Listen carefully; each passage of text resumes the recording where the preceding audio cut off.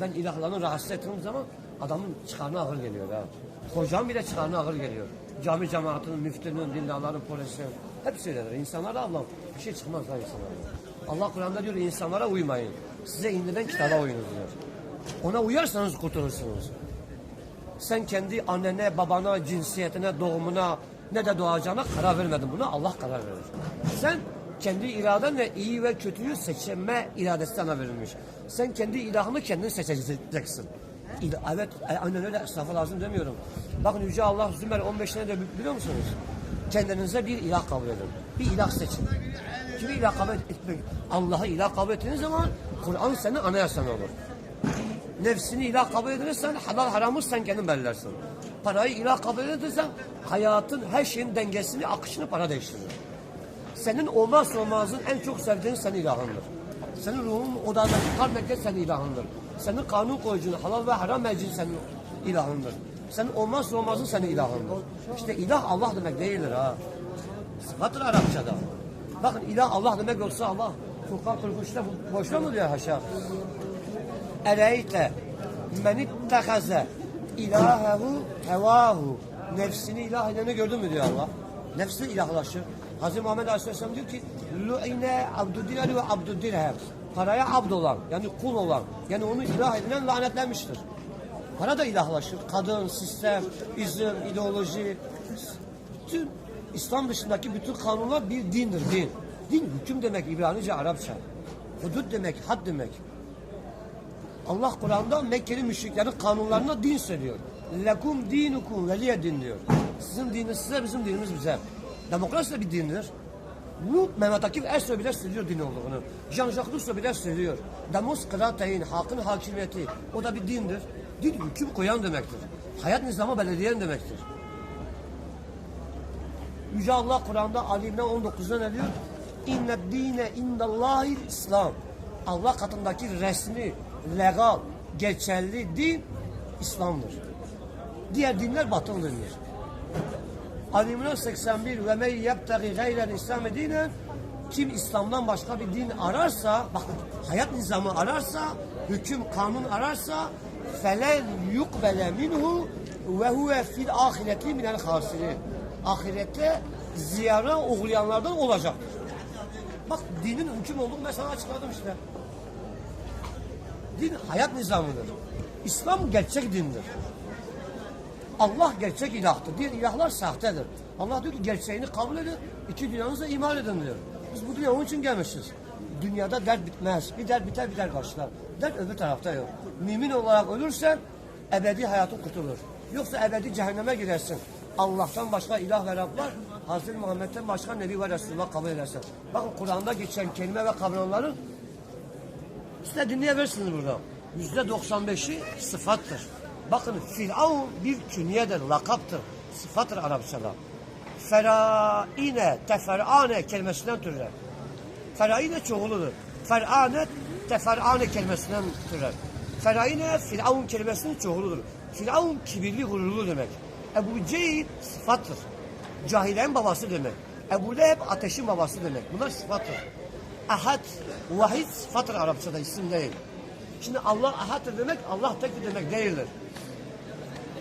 Bütün olarak alınacak tek bir otorite demektir. Onun kanun koyuculuğu. Vahid, şebih ve nazlı olmayan, hiçbir şeye benzemeyen Allah'tan başka yoktur demek. Yani hiçbir şeye benzemeyen, gözükmeyen bir tek Allah vardır. Her şey birbirine benzer. Ama Allah hiçbir şeye benzemez ve gözükmez. Çünkü kimse ona dayanamaz. Bu Allah'a ait sıfatlardır. Mesela iblis ve şeytan kavramları bile Arapçada sıfattır ha.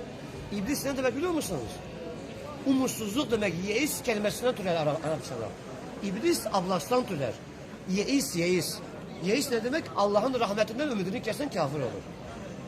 Şeytan bir sıfattır. Komplocu, hilebaz, düzenbaz demek İbranice'de. Arapçada eşşetanu kelimesinden türer. Çok sağlam uzun ip halat manasına gelir. Mesela Nebi ve Resul bile bir sıfattır Arapçada. Nebi haberci demek. Resul elçi, haberi duyuran demek. Sıfattır. Kur'an'da geçen kelimelerin %95'i sıfattır ablam, isim değildir. Ahmet bile bir sıfattır. En iyi, en hayırlı demek Arapçada. Hazreti İsa diyor ya, Benden sonra Ahmet gelecek. Benden sonra en hayırlı gelecek. Saf suresi 6. ayetinde. O yüzden o kitapları okursanız Kur'an'ı güzel anlarsınız. Düz metin mealda bunlar yazmaz, söylemez. O yüzden Kur'an'ı güzel anlamak için yardımcı kaynak kitap şarttır.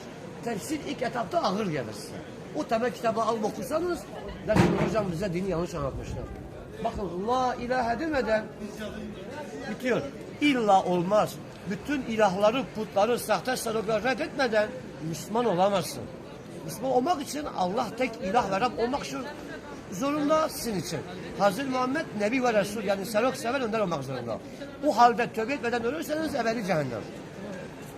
Bu dünya imtihan için gelmişiz. 3 günlük bir hayattır ha. Sonsuz hayatınızı atıyorsunuz çöpe. Bu akıl işi midir? Bir mantığı düşündüğünüz zaman. Değil mi? 3 günlük rüya hayatı için. İsyan da etsen öleceksin, itaat etsen de. Allah'ı tek ilah ve Rab kabul etsen de öleceksin, etmezsen de.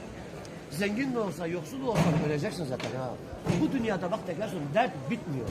Derdin bitmesini beklemeyin. Sıkıntıyla ferahlık bir arada olacak ki kıymeti anlaşılsın diye. Hastalık olmadan sıhhatin değeri bilinmez. Kötülük olmadan iyiliğin değeri bilinmez. Zulüm olmadan adaletin değeri bilinmez. Zorluk olmadan rahatın kıymeti anlaşılmaz. O yüzden okumamız lazım, anlamamız lazım dinimizi. Şu akıllı imanla, Kur'an'la, ilim ile, bilim ile meşgul ederseniz günah işlemeye vakit bile bulamazsınız. Akılla kötü şey bile gelmez. Siz ilimle, bilimle, imanla, Kur'an'la uğraşın, başınızı kaşıyacak vakit bile bulamazsınız sorumluluktan dolayı. Biz lezzeti yemek, içmekte arıyoruz. Bakın yeme, içme ayakta kalmak içindir. Tarih ders almak içindir. Geniş giyinmek, yakut incilerimizi örtmek içindir. Bedenimizi soğuktan ve sıcaktan korumak içindir. Kur'an ise ruhun gıdası.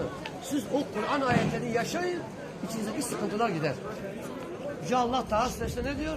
Kur'an'dan uzak bir hayat yaşarsanız hayat sizi sıkar. Bunalırsınız ha, hiçbir şey doyum almıyor. İnsan nefsinin sınırsız arzuları, istekleri var. Nefis doyumsuzdur. O nefsi Kur'an'la temizleyip arındıracağız. Sahte ilahları ruhtan kovacağız. Aklımızı Kur'an gıdasıyla, manevi gıdayla temizleyip arındıracağız ki 2 dünya selamet ersin. 11 yıl hayat yaşarsanız öleceksiniz 10 günde. Yani bu hayat tecek yalnız ha. Baki olan bir Allah'ın zatıdır. Gerisi hepsi fanidir. Kainatta bulunan her şey de Allah'ın sanatıdır. Biz Allah'ın ışığını, sanatını anlayamıyoruz. Zatını hiç anlayamayız. Bu sıfatlarıyla anlaşılır, zatıyla anlaşılmaz. Allah kabul etsin. Allah razı olsun.